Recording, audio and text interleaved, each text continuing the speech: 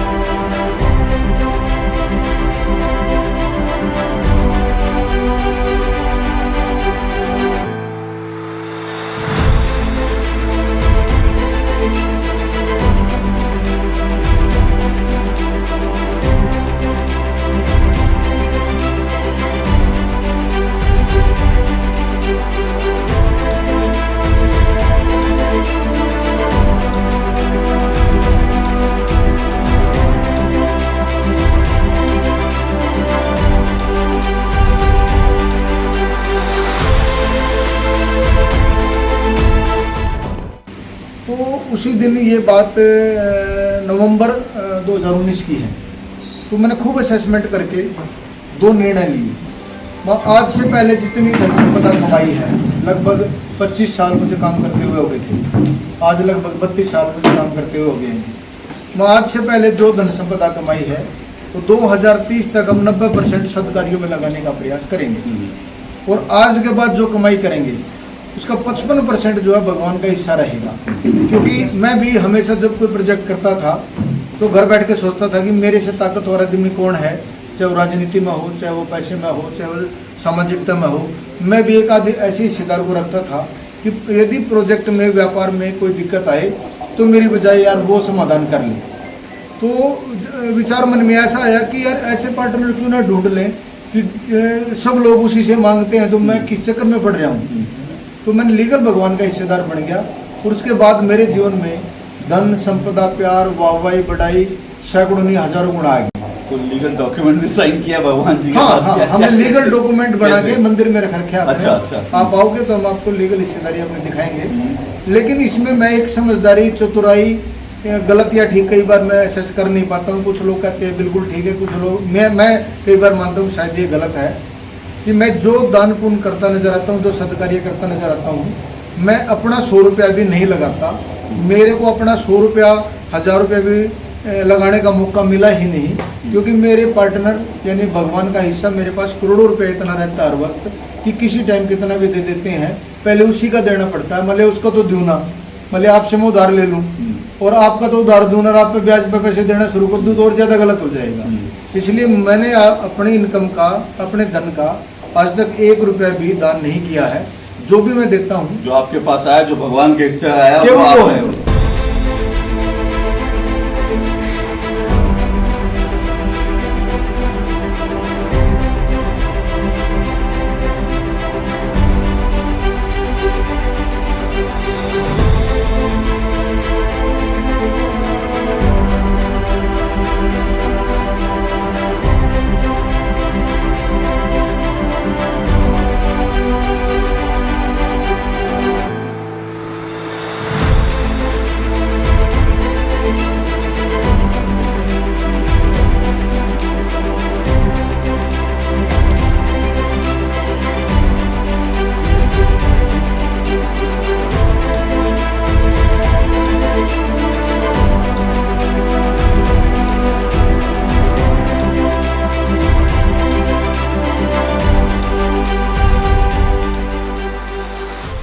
क्या नाम है आपका अम्मा?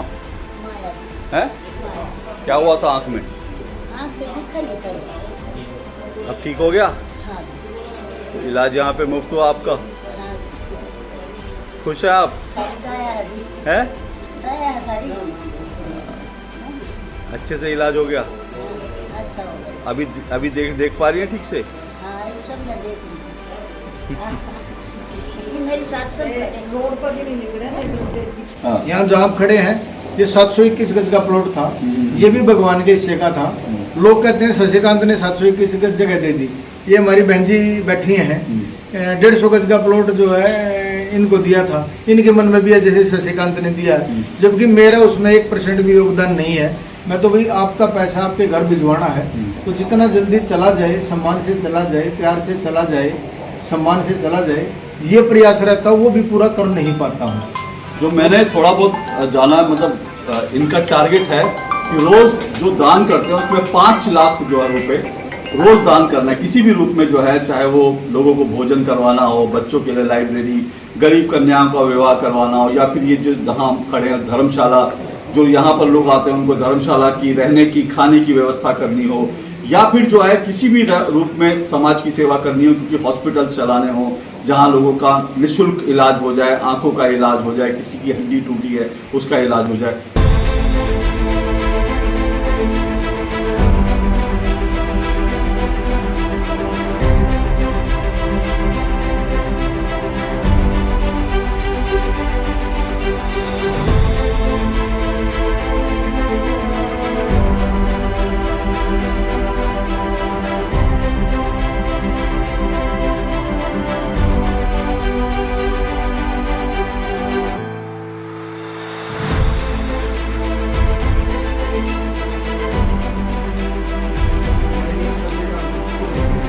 नहीं, मेरे से रोज पूछते रहते हैं।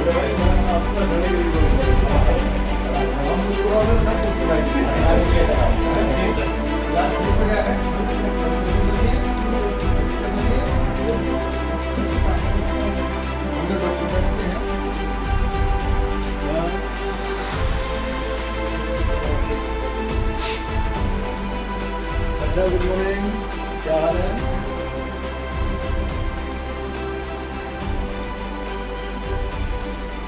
डॉक्टर साहब कितने मरीज आ जाते हैं यहाँ आपके पास?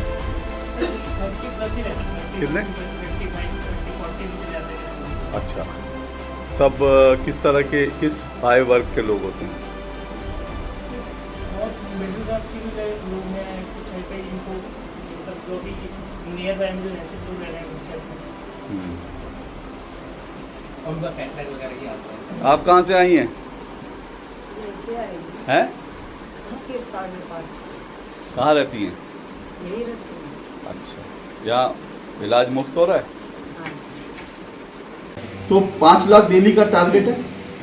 ऐसा कोई समीकरण है नहीं। अच्छा। मान लिया आज 5 लाख आ गया, आज 5 लाख दे दिए, 50,000 आ गए, 50,000 दे दिए, 1 रुपये भी नहीं आ। मतलब मैं कोई उधार उठा के या अपना पैसा दान नहीं कर रहा हूँ, वो मर्जी उसकी है। वो जो वो देता एक है दिन में उसको। 1 करोड़ भी कराया है, एक दिन में 5 करोड़ भी तो कराया आपने है। कोई टारगेट भी सेट कर रखा है शायद? नहीं, हिस्सेदारी का जितने आते हैं दे देता हूँ। मुझे टारगेट तो मेरा बहुत बड़ा है। टारगेट तो मैं मरने से पहले 20,000 करोड़ की मेरे पास प्लानिंग है। एटलीस्ट जी रोड बेल्ट के 20,000 लोगों को मैं गरीबी से मेरी में ले जा सकूं, गरीबपुर से मीरपुर ले जा सकूं, उनको समृद्ध गरीबी रेखा से नीचे निकालना 20,000 लोगों को। मिनिमम टारगेट मेरा मतलब समृद्धवान लोग तो मेरे बहुत जानकार हैं, 5-7 लोग मुझे पर्सनली नाम से, गांव से, चेहरे से जानते हैं, मैं भी जानता हूँ। लेकिन 20,000 लोगों की लिस्ट मेरे पास ऐसी है जो आज गरीबी का जीवन यापन कर रहे हैं, जिनको ज़रूरत है मेरी या सरकार की या मेरे जैसे और लोगों की। उनको मैं अपना बना के, अपना परिवार बना के उनको सपोर्ट करना चाहता हूँ, जिसके लिए मेरे पास 20,000 करोड़ रुपया हो तो उसमें से मैं 1 रुपया भी अपने बीवी बच्चों के नाम 100 रुपया भी नहीं दूंगा। ये मैं भगवान को हाजिर नाजिर करके कमिटमेंट कर रहा हूँ। तो बजट और प्लानिंग तो बहुत बड़ी है, लेकिन उतना मेरे पास है नहीं। इनकी प्लानिंग ये भी है कि जब ये नहीं होंगे इस दुनिया में, तब भी इनके बाद भी जो इनके काम चल रहे हैं, यानी जो सेवा के काम चल रहे हैं, प्रकल्प चल रहे हैं, उसमें 5 साल तक वो चलता रहे उसी तरह से। वो क्या प्लानिंग है?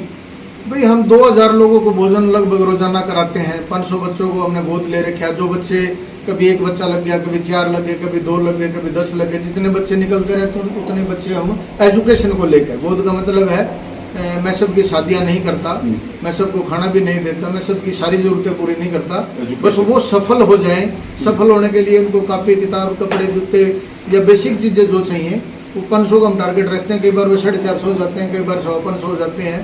तो 500 के रेंज में हम मैंने आजीवन जो मेरे जीवन में जो मैं इनकम करता हूँ, जो भगवान के नाम का हिस्सा, उसमें से मरने के बाद भी 5 साल का बजट मैंने प्लान कर रखा है, ताकि आज मैं लौटिया और अगले दिन सब बंद, ऐसी प्लानिंग नहीं है। हरिओम है सर। हरिओम, कहाँ से हरिओम आते हो यहाँ लाइब्रेरी में? मैं गांव सिमलगढ़ से हूँ सर, जो यहाँ से कम 25 किलोमीटर दूर पड़ता है। तो 25 किलोमीटर दूर से लाइब्रेरी में आते हो? हाँ जी, बस के द्वारा आते जी। क्यों यहाँ पे, क्यों 25 किलोमीटर दूर? कोई और सुविधा नहीं है घर के आसपास? ना सुविधा तो नहीं सर, पर सर जी ने यहाँ फ्री कर रखा था सर, उसी की वजह से आते, क्योंकि इतने कर नहीं पाते सर। तो क्या मतलब, समझा नहीं? फ्री कर रखा जी सर ने तो वो इस करके सर यहाँ। अच्छा, यहाँ सब कुछ निःशुल्क है? हाँ जी, नहीं सुन सर। हाँ, और इसीलिए आप आते हो? हाँ जी। अच्छा माहौल मिलता है? माहौल अच्छा है जी, बाकी लाइब्रेरी से बहुत ज़्यादा सुविधा है। क्या यहाँ क्या करना चाहते हो आप? सर मैं स्टेनोग्राफर की तैयारी कर रहा हूँ जी। अच्छा। तो 3-4 घंटे यहाँ बैठ के आराम से तैयारी कर लेते हैं जी, फिर थोड़ा बहुत पेपर की तैयारी कर लेते हैं। किताबें पढ़ने के लिए मिल जाती हैं? किताबें फ्री मिलते हैं जी आप, और अच्छी मिलता है जी। सर भी बोलते रहते हैं कि अगर किसी चीज़ पुस्तक की या किताब की आवश्यकता हो तो बोल देना किसी। तो लोग अपने जीते जी प्लानिंग करते हैं, इन्होंने जीते जी अपने बाद की भी प्लानिंग कर रखी है कि जो सेवा का काम होता है वो चलता रहे।